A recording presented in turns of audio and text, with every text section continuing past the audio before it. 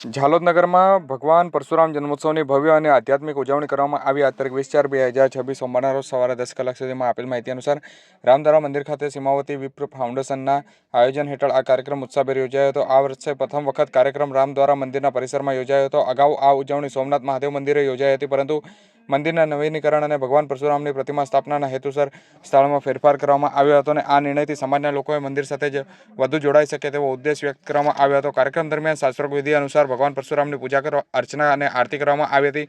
સમગ્ર વાતાવરણ ભક્તિમય બન્યું હતું અને ભગવાન પરશુરામ વિષ્ણુના છઠ્ઠા અવતાર તરીકે માનવામાં આવતા હોય છે, ત્યારે તેમના જીવનમાં શૌર્ય, સંસ્કાર અને ધર્મના માર્ગે ચાલવાની પ્રેરણા મળી હતી. ઝાલોદ નગરના રાજસ્થાનની સીમા પર આવેલું હોવાથી ગુજરાત રાજસ્થાનના બ્રાહ્મણ સમાજ વચ્ચે એકતા વધારવા માટે સીમાવતી વિપ્ર ફાઉન્ડેશન કાર્યરત છે. આ પ્રસંગે બંને રાજ્યોમાંથી મોટી સંખ્યામાં જે લોકો ઉપસ્થિત રહ્યા હતા અને સમાજમાં એકતા અને સંગઠનની ભાવના મજબૂત બનાવવા માટે પણ આશા વ્યક્ત કરી હતી.